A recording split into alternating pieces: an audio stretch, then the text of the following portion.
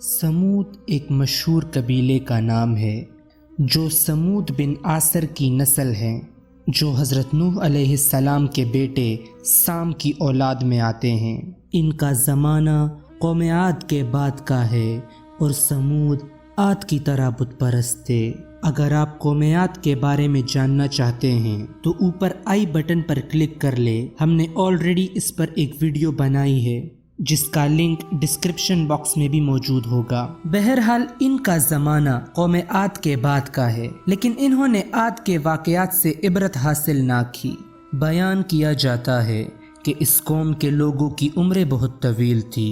آدمی مٹی سے گھر بناتا تو اس کے موت سے پہلے وہ گھر گر پڑتا، چنانچہ انہوں نے پہاڑ کھود کر گھر بنانا شروع کر دیے۔ یہ بھی اپنے ہاتھوں سے تراشے ہوئے پتھر کے خداؤں کی عبادت کرتے تھے۔ ان کے معاشرے سے حق و انصاف ناپائید ہو چکا تھا، بے حیائی فحاشی آخری حدود چھو رہی تھی، مقدس انسانی رشتوں کا احترام ختم ہو چکا تھا۔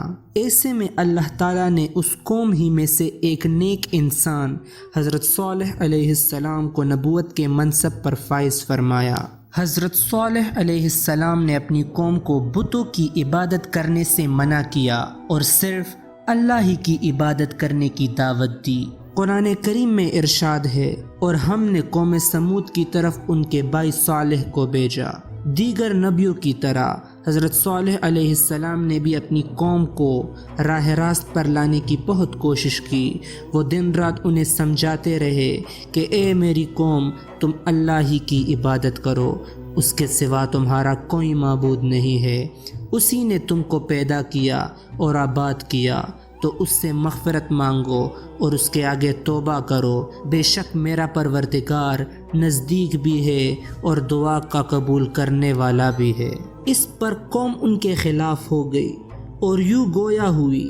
انہوں نے کہا، اے صالح، اس سے پہلے ہم تم سے کئی طرح کی امیدیں رکھتے تھے، اب وہ منقطع ہو گئیں۔ کیا تم ہم کو ان چیزوں سے منع کرتے ہو جن کو ہمارے بزرگ پوچھتے چلے آئے ہیں، اور جس بات کی طرف تم ہم کو بلاتے ہو اس میں ہمیں کبھی شبہ ہے؟ چنانچہ اس مسئلے کا حل ڈھونڈنے کے لیے سب سردار مل کر متفقہ طور پر ایک نتیجے پر پہنچے، اور انہوں نے حضرت صالح علیہ السلام کو بلایا اور کہا، اے صالح علیہ السلام، اگر تم اللہ کے سچے پیغمبر ہو تو ہم کو کوئی ایسا معجزہ دکھاؤ جسے دیکھ کر ہمیں تم پر یقین آ جائے۔ حضرت صالح علیہ السلام نے فرمایا، اے میری قوم کے لوگو، تم کیا معجزہ دیکھنا چاہتے ہو؟ انہوں نے کہا کہ ہم چاہتے ہیں کہ یہ جو سامنے چٹان ہے، اس میں سے ایک ایسی اونٹنی برآمد کرو جو گابن ہو، بچہ دے، ہم سب کے لیے دودھ مہیا کرے اور اس میں فلاں خوبیاں ہو۔ حضرت صالح علیہ السلام نے ان سے فرمایا، اگر میں تمہاری شرط پوری کر دوں تو کیا تم اللہ پر ایمان لے آؤ گے؟ انہوں نے جواب دیا، ہاں، ہم تمہارے رب پر ایمان لے آئیں گے۔ حضرت صالح علیہ السلام نے اللہ تعالیٰ کے حضور گڑ گڑا کر دعا فرمائی اور اپنی قوم کی فرمائش پورے کرنے کی التجا کی۔ اللہ تعالیٰ نے اپنے نبی کی دعا قبول فرمائی اور دیکھتے ہی دیکھتے چٹان میں سے ایک طویل القامت خوبصورت اونٹنی برآمد ہوئی، جس میں وہ سب خوبیاں تھیں جن کی قوم سمود نے فرمائش کی تھی۔ یہ دیکھ کر قوم سمود لاجواب ہو گئی۔ اس موقع پر قوم کے چند لوگ ایمان لے آئے، لیکن اکثریت اپنی ہٹ درمی پر قائم رہی اور اسے جادو کا کمال ظاہر کرتی رہی۔ اس موقع پر حضرت صالح علیہ السلام نے اپنی قوم سے فرمایا، اے میری قوم، یہ اللہ کی طرف سے بھیجی ہوئی اونٹنی ہے جو تمہارے لیے ایک معجزہ ہے۔ اب تم اسے اللہ کی زمین میں کاتی ہوئی چھوڑ دو اور اسے کسی طرح کی تکلیف نہ دینا، ورنہ اللہ کا عذاب تمہیں فوری پکڑ لے گا۔ اونٹنی اور اس کا بچہ سارا دن نخلستان میں چرتے رہتے تھے۔ سب قبیلے والے پیٹ بھر کر اونٹنی کا دودھ پیتے، لیکن وہ کم نہ ہوتا۔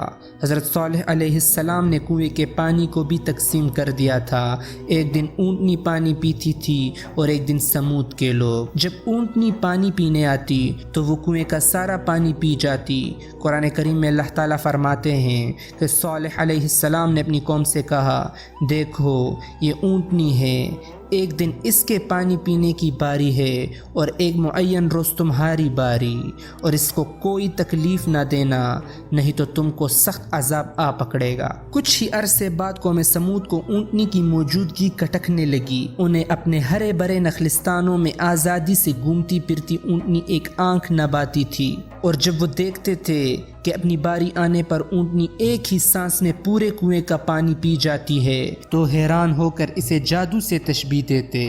آخرکار شیطان کے اکسانے پر انہوں نے اونٹنی سے جان چھڑانے کے لیے تدابیر سوچنی شروع کر دی، اور اس کا ایک ہی حل تھا کہ اسے ہلاک کر دیا جائے۔ قرآن پاک کی سورہ نمل میں اللہ تعالیٰ نے حضرت صالح علیہ السلام کا واقعہ بیان کرتے ہوئے فرمایا، شہر میں 9 افراد کی ایک جماعت تھی جو ملک میں فساد مچاتے پھرتے تھے اور اصلاح نہیں کرتے تھے، اور پھر حسب پروگرام ایک دن یہ 9 افراد اونٹنی کے انتظار میں کنویں کے پاس گات لگا کر بیٹھ گئے، جبکہ قوم کے لوگ اللہ کے عذاب کے ڈر سے چھپ کر یہ منظر دیکھنے لگے۔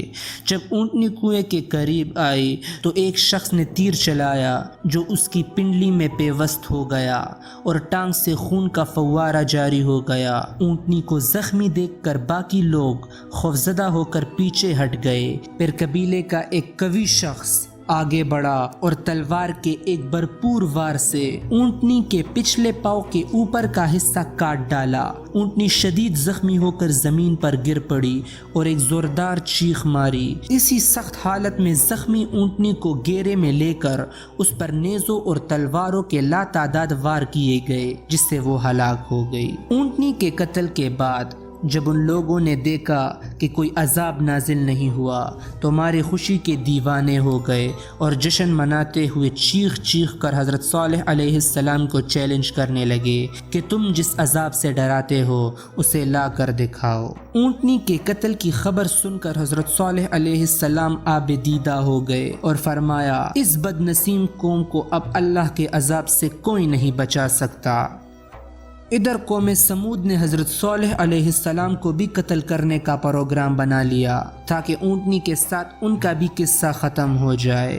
وہ 9 افراد ایک پہاڑ کی گھاٹی میں چھپ کر بیٹھ گئے تاکہ جب حضرت صالح علیہ السلام وہاں سے گزرے تو انہیں نعوذ باللہ قتل کر دیں، مگر اللہ تعالیٰ کو یہ منظور نہ تھا، چنانچہ پہاڑوں سے ان پر پتھر برسائے گئے جن سے وہ سب ہلاک ہو گئے۔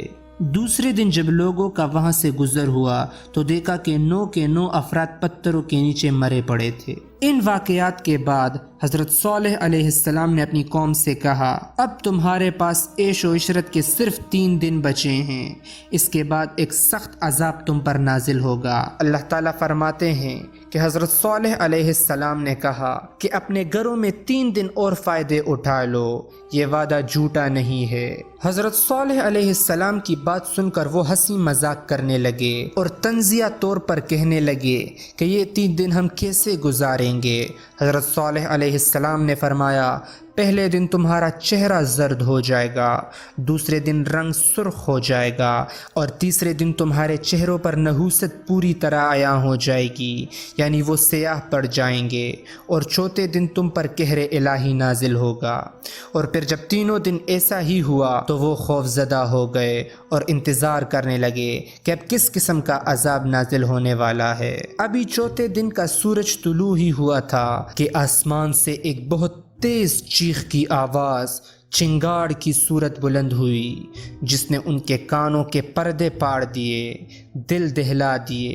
چیخ کی آواز کے ساتھ ہی ان کی روحیں جسموں سے نکلنے لگی اور وہ اپنی اپنی جگہوں پر اوندے پڑے سسک کر ختم ہونے لگے، اور کفر و شرک میں مبتلا، غرور و تکبر میں ڈوبے لوگوں کا شاندار اور بارونق شہر تمام عالم کے لیے عبرت کا نشان بن گیا۔ اللہ تعالیٰ کا قرآن پاک میں ارشاد ہے، اور جن لوگوں نے ظلم کیا تھا ان کو چنگاڑ کی صورت میں عذاب نیا پکڑا تو وہ اپنے گھروں میں اوندے پڑے رہ گئے، گویا کبھی ان میں بسے ہی نہ تھے۔ سن رکھو کہ سمود نے اپنے پروردگار سے کفر کیا۔ تو یہ ویڈیو یہاں پر ختم ہوتی ہے۔ امید ہے آپ کو یہ ویڈیو پسند آئی ہوئی ہوگی۔ اگر پسند آئی ہو تو لائک کیجیے گا اور مجھے اپنی دعاؤں میں یاد رکھیے گا۔ اللہ حافظ۔